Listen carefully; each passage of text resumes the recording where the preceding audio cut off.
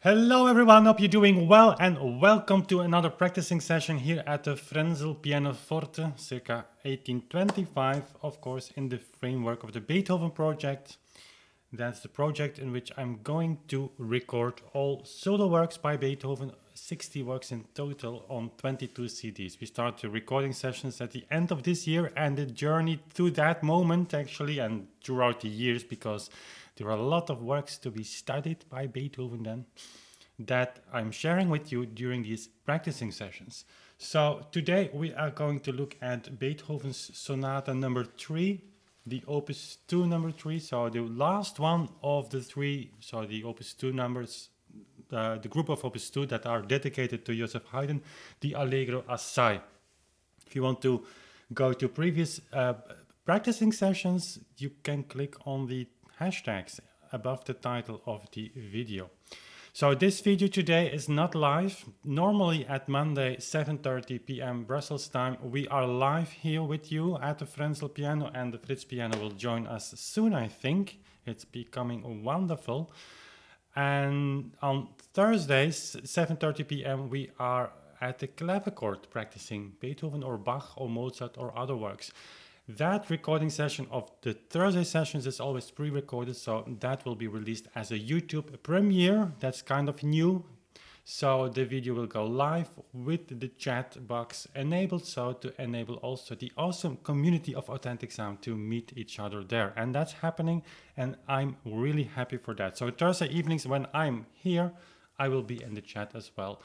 Just hanging out with you. On Monday normally is live, not today, because as you see this, I am actually in a meeting somewhere in Belgium that I could not reschedule. So that's the reason why this is being pre-recorded. It's Monday now, 8:37 a.m. Can you imagine that? So Anya, my wife, just left with Evelyn to bring her to school, and we are going to practice. Okay, Beethoven's opus 2 number 3. I'm always thinking in opus numbers, never in Pianosonata number. I should change that, because I learned that Beethoven's and Mozart piano sonatas are known more by the numbers than by the opus numbers. But anyway, so Allegro Assai has some really cool things that we're going to discuss. Probably we're going to do this work in 2 sessions because it's rather long and there's a lot to share. And also for me, this is not a really new work, but it's for the first time that I look at the piece really with the intention to record it, so practice in a different way. And also this is now, I'm playing from the Simrock Czerny edition, as you know, and that's really wonderful. It's a shame that this edition is so hard to find. Anyway, 116, made a video on this piece, reconstructing or reinventing the Tactus inequalis, which was kind of cool to witness that with myself actually. So Tactus inequalis, where you have the unequal way of conducting. So here you have a metronome number. The Simrock says quarter note 116, but that's quarter note, dotted quarter note. The dot is behind the 116. You see that mistake often, and it's not very difficult to reconstruct the fact that if you have a binary note value in a metronome, a number for a ternary, or I should look that up. I don't think that's correct English. Ternary time signature, like 6/8 for instance, then of course it's dotted quarter note. You can see that in some works where you have a tempo shift and then the tempo primo comes back with the metronome number, and then often you see the correct number, or compare it to other metronome numbers by the same author.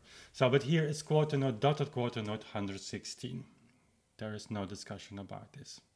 So but that's Tactus inequalis, which means that you have to translate, so to say, that binary ticking machine to a triplet actually, which is not so hard. And when the tempo is faster, you see, it's 1 1 2 3 1 2 3 1 2 3.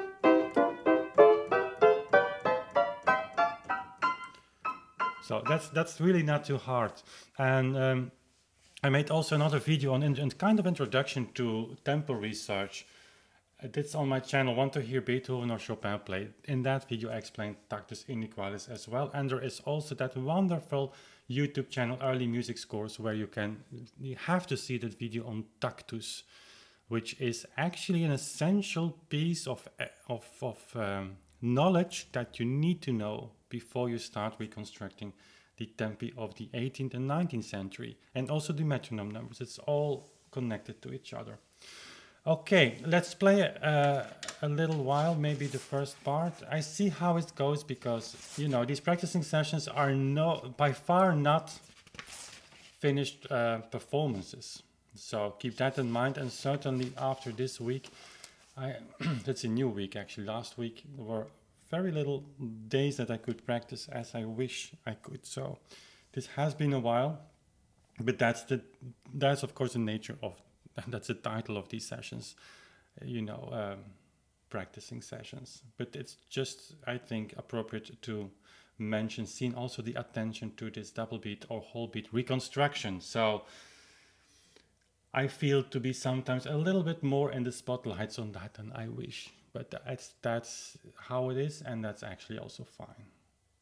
But we're going to discuss some places here also in tempo thing. But let's just play a few minutes and then we discuss.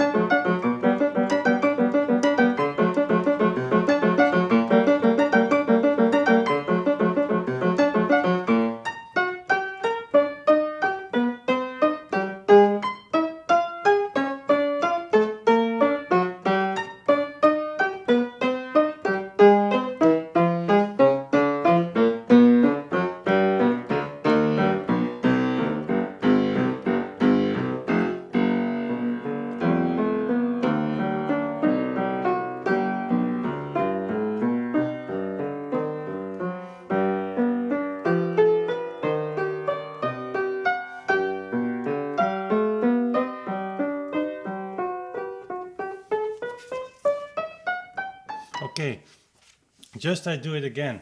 Why? Because it's Monday a.m. 8:43 a.m. and I'm just still sleeping.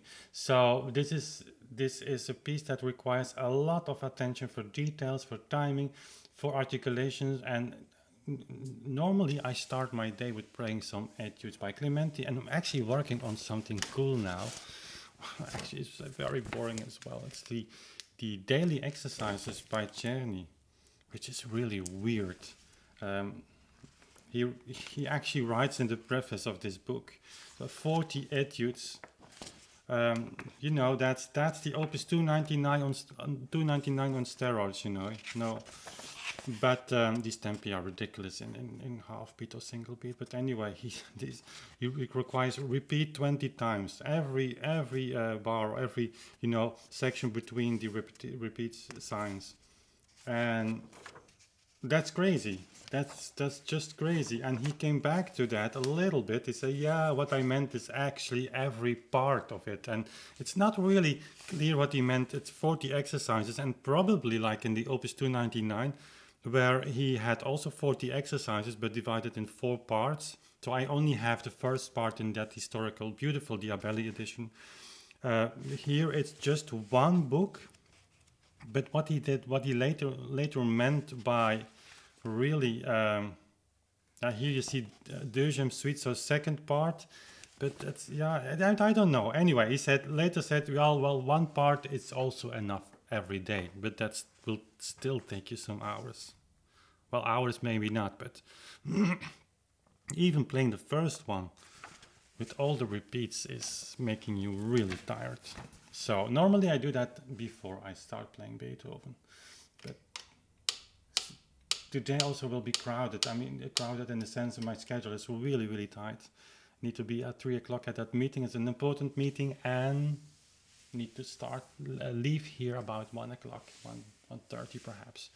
So that's the exciting life of a musician who is also organ consultant. So there we go again.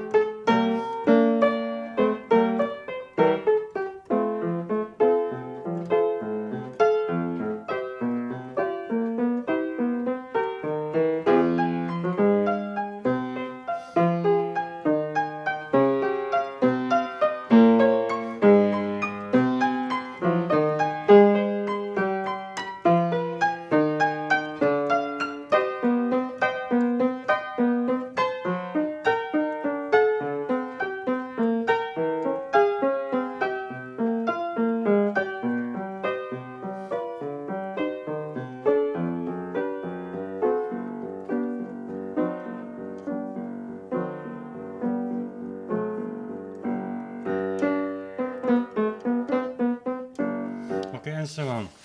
There are a lot of things that needs to be well put in position, put in place, and put in the context. So also things like, for instance, here. So that's fortissimo, obviously. I think fortissimo here, and piano, forte. And these places I need to study, because what I'm doing now is using my fingering that I had before, and that's not actually what we should do. It's difficult. That's the reason why I'm not working on the Hammerklavier now. I really want to have the Simrock edition, because if you make your own fingerings, I mean, they can be okay even, but then going to Czerny edition, which I think, and I'm really convinced that these fingerings, they add something to the, actually a lot to the interpretation, and they, not on its own, but in the context, they just give new insights and new information, and it's always hard to use than other fingerings that you have not practiced for the first time. For the Hammerklavier, that will be already challenging, because that first part is.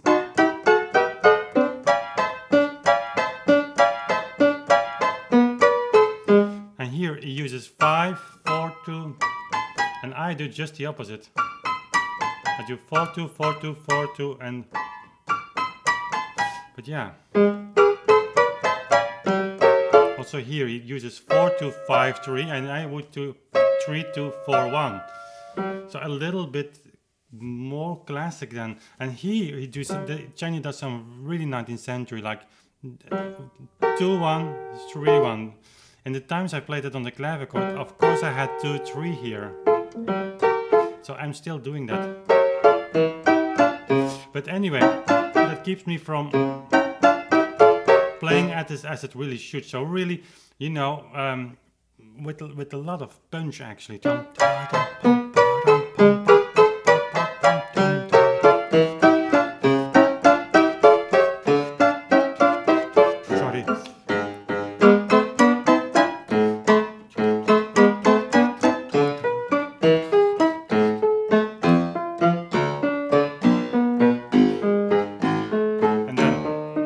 And here, and pianissimo and suddenly. So this needs some work. Because if you don't play these notes staccato enough, they sound a little bit, you know, and now, and not too fast. So a little bit accelerando can't hurt, and certainly in those places, but not too much, and not at this stage. And I'm not allowing myself to do that.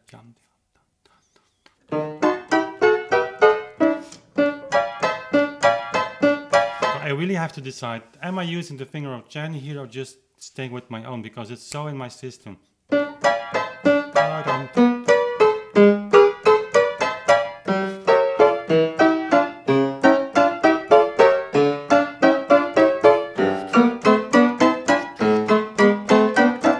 Ciao.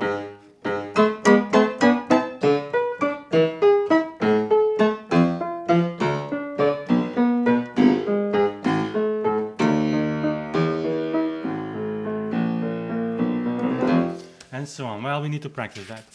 And then another place that's really actually interesting, when I first played it on the clavichord, there's a reason why I didn't record it on the clavichord, is this passage here below.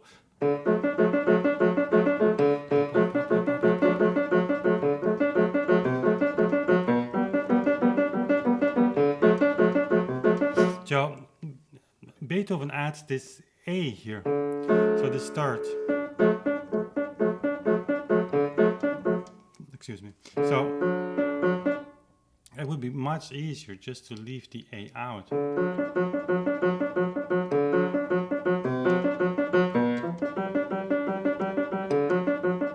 But he doesn't do that. Let's see, check the tempo.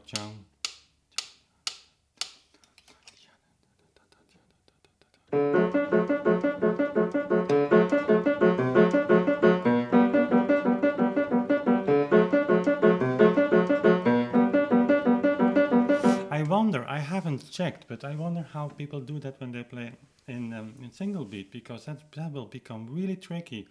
And my guess is you will need a modern action, because these thirds, if you give, the problem here is then if you, certainly at the clavichord, if you give the necessary energy to play the thirds, you have to depress 2 notes instead of 1. So at the clavichord, what you will get even in this tempo, your hand will bounce back from the keyboard, because you give so much energy which is necessary there, because otherwise the speed of the notes combined with the fact that you have to go from 1 note to 2 notes in another position on the clavichord, and then in a relatively fast repetition, because this is of course doable, but alternatively with the D, and then back. And then another thing is, it's on the weak beat of the, or weak spot of the bar, you know, it's heavy, light, heavier, heavier. So accent, no accents, a little bit. But you can't do this. And that's the kind of effect on the clavichord that you will get. So if I would play this on the concert on the clavichord, I definitely would leave out the A, because that's otherwise not possible. And then it works fine, because you don't miss it.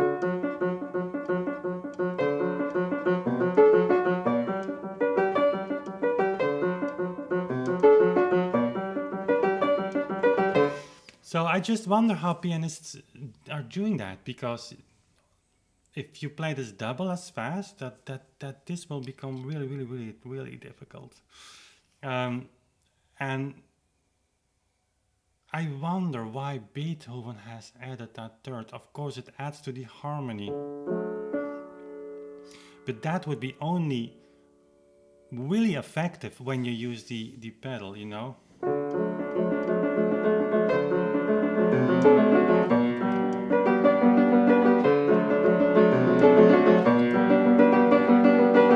But I wonder if, well, I don't know. I wonder if this was meant by Beethoven here. You know, we've been talking about that not indicating pedaling in his works doesn't mean necessarily do not use. I mean, what we call today the pedal. You know, this is the sustaining pedal, the damping. It doesn't mean by definition not to use, but it doesn't mean neither to do whatever you want. I mean, you can do whatever you want, of course, but it's sometimes hard to, and certainly in these earlier works where he had his knee lever, so he had the damping system, he could use it, and so he definitely used it. But on the other hand, we should not forget, and that's sometimes hard to reconstruct, and that's the hard part of reconstructing music of that time, that we are looking back and they were looking forward. So they came from a history that for us is further away from what we are researching, but for them it was just yesterday. And so in the 18th century, the clarity of notes, I don't think we can overemphasize the importance of that. They wanted to hear all the notes. It's also a very important factor in tempo reconstruction, which goes far beyond any metronome number. It gives you a natural limit. They wanted to hear all the notes. So using the right pedal, so our modern damping pedal, in the way we would do today, or in the way you would say, well, they obviously used it here. That obviously often is referring to what we are used to today, that we actually project on their taste or their habits, which is almost by definition will lead you in the wrong direction. And so the clarity of notes, I think that's an important factor. You can read in pianoforte schools, also Czerny, even though that's a little bit later than this music. But anyway, you read the principles when they use the sustaining pedal. And then you could see, well, Beethoven definitely is not indicating it everywhere. But on the other hand, he does indicate it in places where you would expect to have the pedal of a beginning of. I think that's fairly obvious that you use there the sustaining pedal. He indicates that, but also in the Hammerklavier and other works, you have passages where you say, well, I would desperately want to use the pedal here, and I think it's okay if you stay within the boundaries or in the context of that time, which is again not easy. And here, with the fast notes in the left hand, I don't think it's meant. So then we have the problem of giving this third as little attention as possible.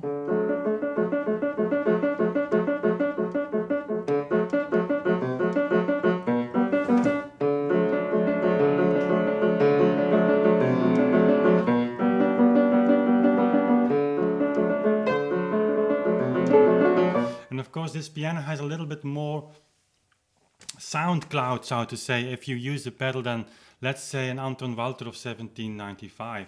But it's not really a big difference. Certainly with the Fritz, we are going to be very close to those Walters, because that's actually a kind of enlarged 1795 piano. Also in construction, it's remarkably close to. So my camera stopped. So I was saying that the Fritz is actually remarkable close to a piano around 1800. Those two pianos are really, well, they're close to each other in dates, but things happen so fast in Vienna or around Vienna. This is Linz.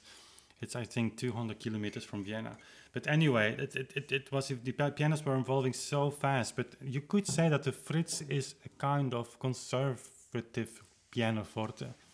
Also the construction, the supports beams of the soundboard, they are actually in size and in form and shape very close to the clavichord even. So there we have now two pianos that actually, this is a little bit more towards 1820, 1825 sound, and that is more towards 1800, 1805, but the piano is built in 1816. So they go in different directions, so that's wonderful to try things out. But even here, when you use the pedal, this piano doesn't have that 1830-ish, 1840-ish pianoforte sound. But certainly the sound became, like in Czerny's time, he describes that actually, became more massive, more stronger, louder, a little bit less transparent. And then of course the use of the damping system is really affecting your way of playing more, or in a different way than in the earlier pianos. So yeah, let's stick to playing this without pedal as we speak. And so yeah, you can see we need several sessions for this piece. I have to practice it technically also. And that's with these pieces, and certainly if you play in whole beat, things become easier. There's no mystery. It's easy to understand technically. But the challenge is then for passages like this and that to actually practice it in a way that you can play it very clean. And when you practice a study, that's not problem, because that's the nature of practicing a study. But if you play beautiful music like that, we all, in Dutch we say, we are all sick in the same bed. I don't know if that exists in English, but it means all of us, I can say safely, you play and you want to play as fast as possible. I mean, the piece to play the piece as fast. Now, that's difficult, because now it becomes tricky. Not that you want to play as fast as possible, but you want to spend as little time before you start playing the piece as a musical piece. I hope, it's 9 o'clock now, I'm still waking up. Okay. Let's try that again here.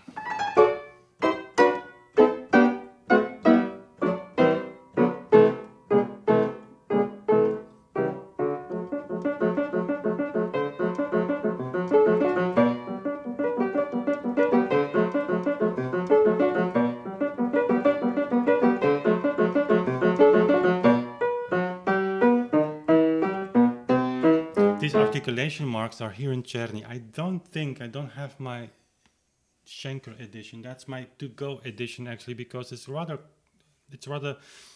strict to, not adding things. But I think these are added by Czerny.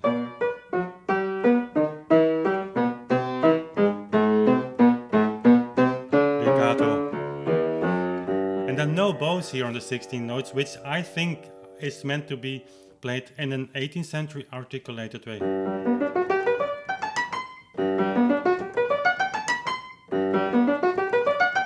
And by the way, a run like this was quite new at the time.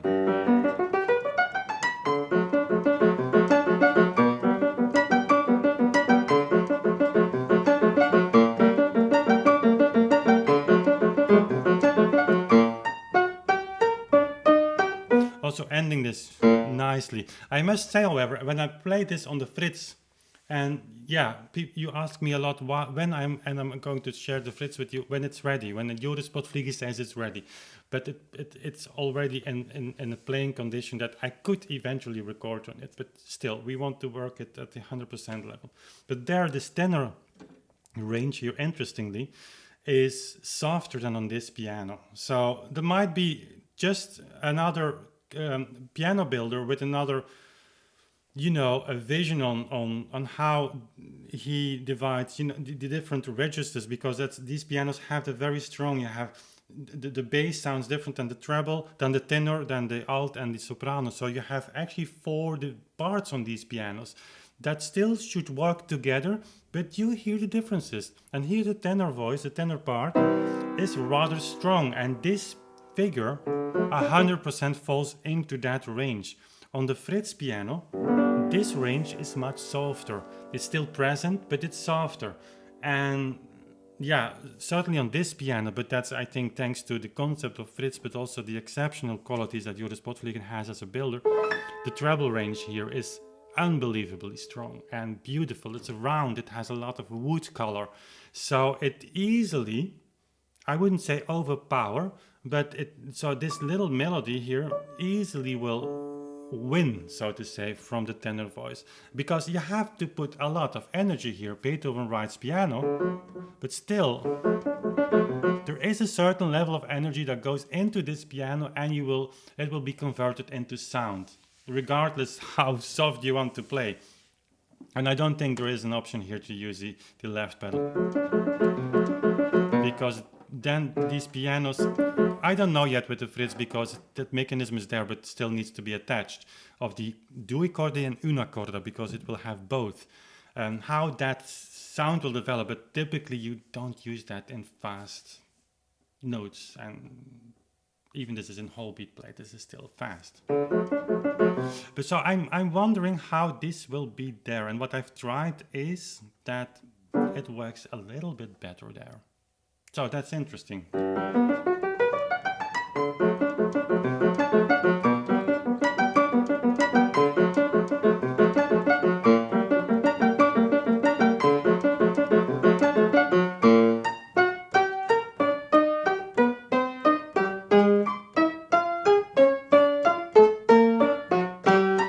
So here we can go 2 directions. If you follow the articulation pattern by, I think, Czerny, again, don't take me on my word, I should check, but I'm rather convinced that that's not in Beethoven's or in the first edition. But anyway, you can play these staccato notes still a little bit cantabile. So tam ta pam pa. So where the last note of the 3 notes really lead to the next one. Tam pa pam pa. Or we can play it very rhythmically, where we have the 3rd note actually very short instead of cantabile, not tam ta pam pa. It gives another.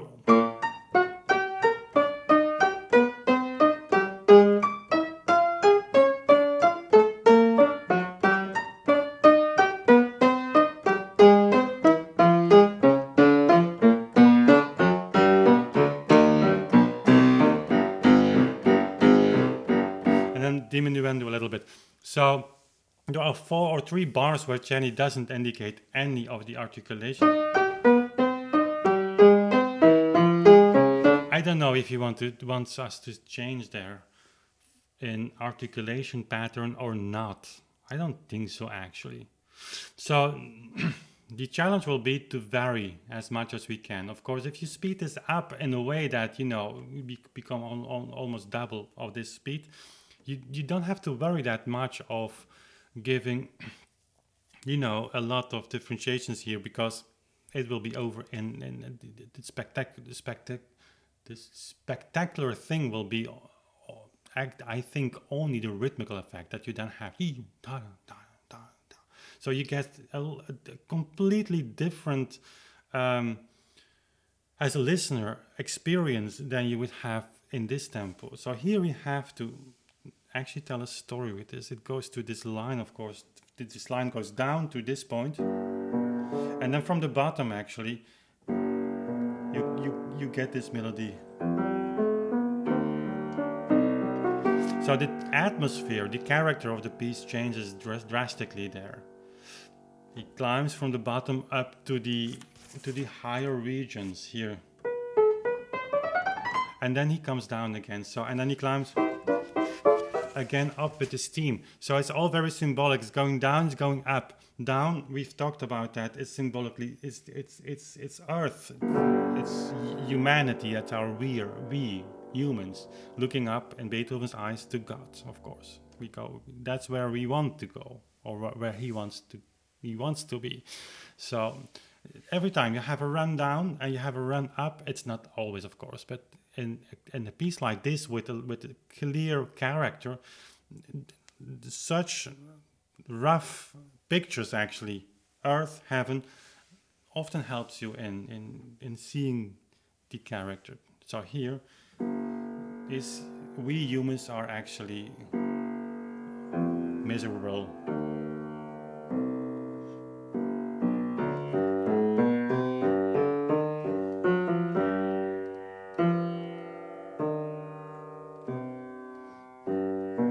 Climbing up. And then we're taking again to the light, because this is a piece full of light.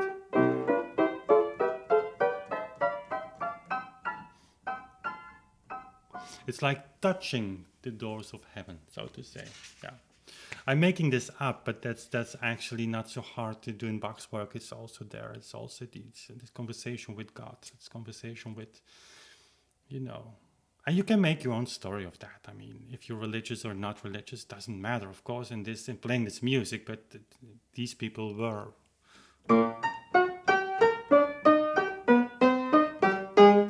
So Beethoven gives a break here by he repositions. So he cannot go down too fast. He needs to go up and then go down again, because he has only a keyboard until here. He doesn't have a keyboard until here.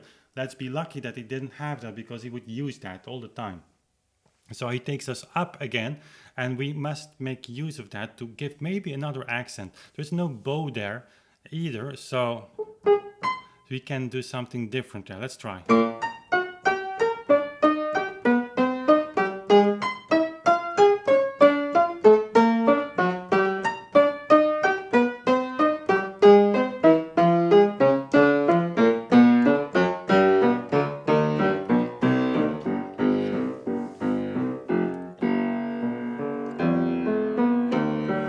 So it's piano, but I would certainly play the low G with a certain accent, because the melody is chom pom pom pom pom chom. Next time he starts from the upper G.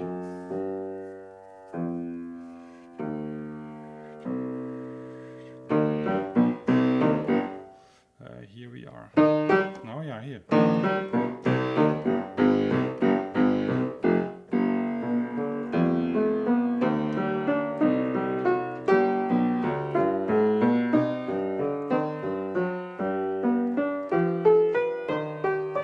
So, and then the artist will do accentuate every of these theme entrances. So in the right hand, left hand, without overpowering, without changing the other voices in color too much. So let's try.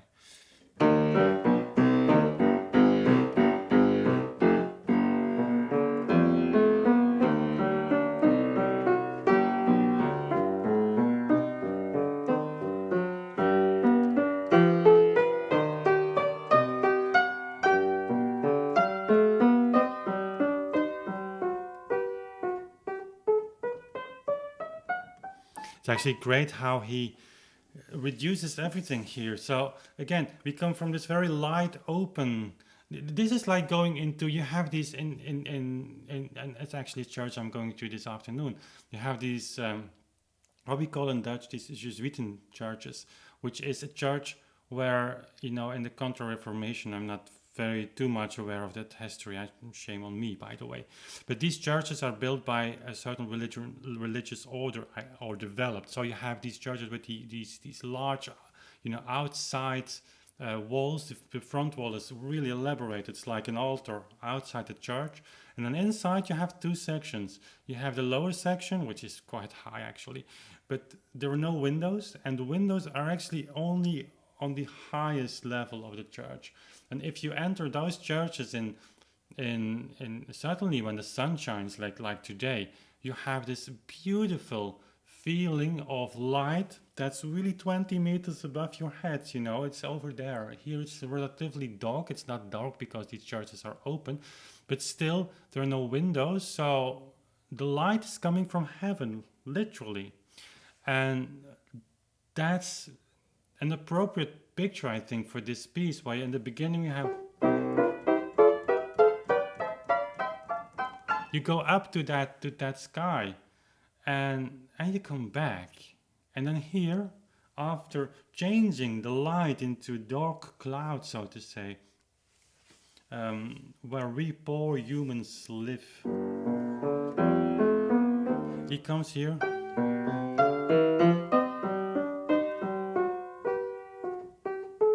And suddenly these clouds disappear, and there comes the theme again. So, and that's Beethoven is unbelievable in this, that he takes a character in a piece that you would say, well, this is obviously so nice and it's light and it's joyful, and suddenly it's like on a sunny day you are out for a picnic, and suddenly, nobody saw it coming, but suddenly the dark clouds are there. And it's like they just appeared somehow. They didn't come. Suddenly they were there. And that's a magical moment when you are outside and you say, oh my God, suddenly you feel surrounded by dark clouds. It's going to rain probably, or maybe.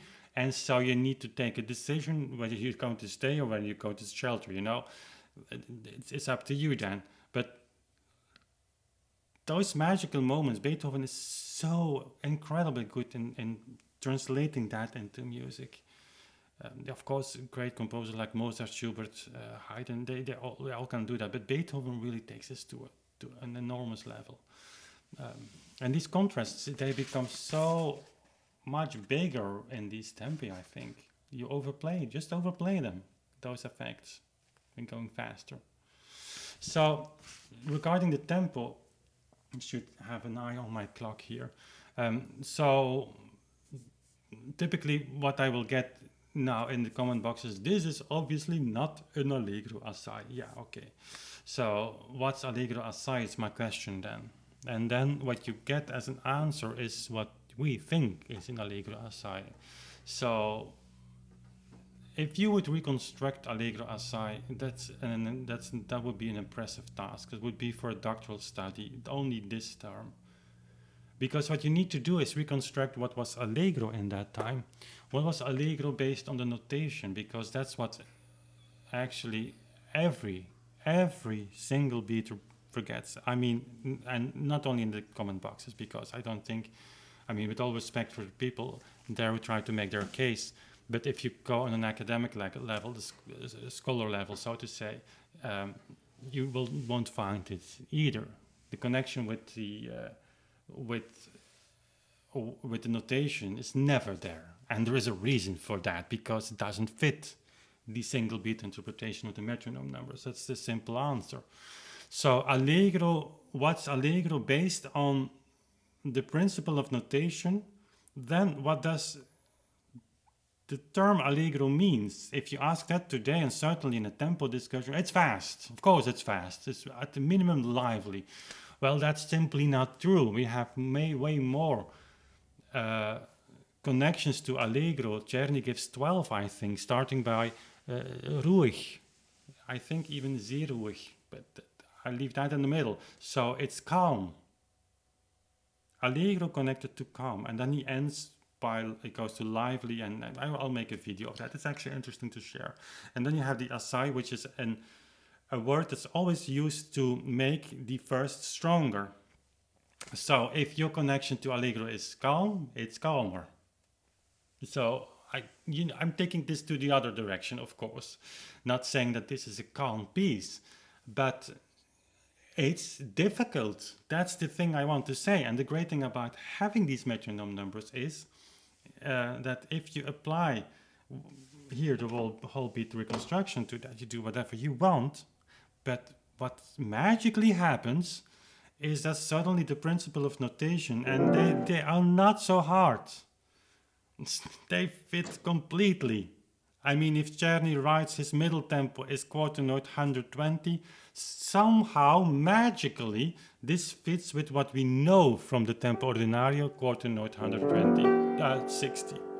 So then you can say, well, Czerny was outside this context because, don't get me wrong, even people like Mieling, I mean, that's seeing the authority in tempo research, and he knows a lot, I can tell you that, but the only critique on him is a major one. It's actually making his work very doubtful. He as every scholar on tempo research, also he starts from a kind of circular reasoning, you know, where backwards needs to be proved that these pendulum notations in his case are single beat.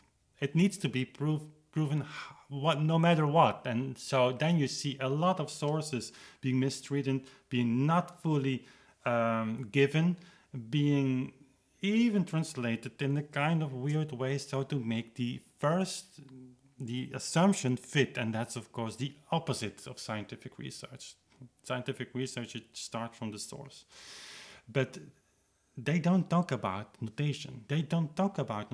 And because also for him, like Mieling, 60 for the quarter note in a full four, so in common time, is the tempo ordinario. And it doesn't fit with neither the pendulum notations and the metronome numbers. So here, Allegro Assai, don't even think about going into the comment boxes and say what it needs to be. It's really complicated. And again, we just take this 116 and that's your guide. I still think it's necessary to reconstruct the notation underneath because it makes this case so much stronger. But there you have it. That's Czerny's interpretation of this piece. And so in whole beat, this still is Allegro Assai. If you say, well, this is lively here, and this is not meant to be even on the slower side, let's be honest about that, then of course it starts in 8 notes. The character is lively, no doubt about it.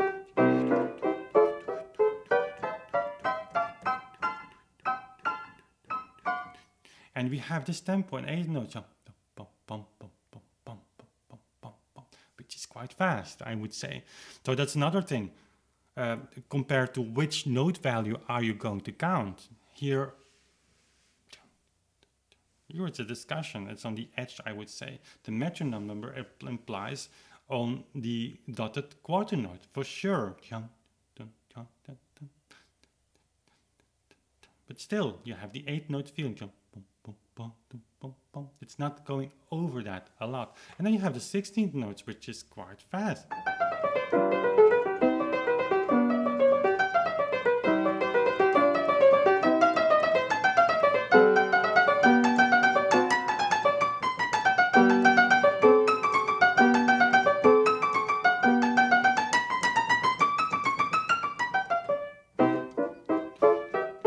So, yeah, this is not slow. It's of course slower than people today play this, but again, I should make some comparisons with modern versions of that. But here, that passage, if you play that twice as fast, it goes in a speed that's beyond prestissimo. I mean, that's not any longer an allegro. So you can reverse the things then, say, well, where is your allegro then?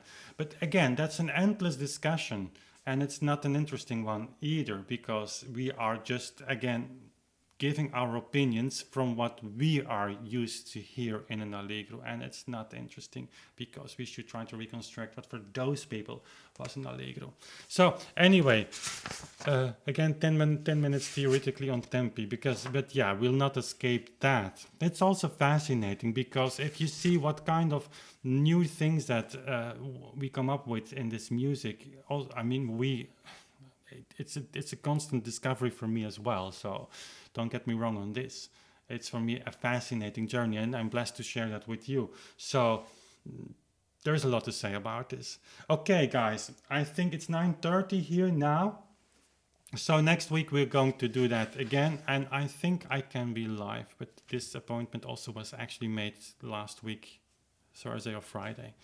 So sometimes I cannot escape from pre-recording these sessions, but probably we'll be live next week, and then we're going to maybe practice some technical stuff if I haven't got the time for that. And if I had, so we're going to play a lot, because this needs to be brought into a certain balance, all the elements that we were talking about now.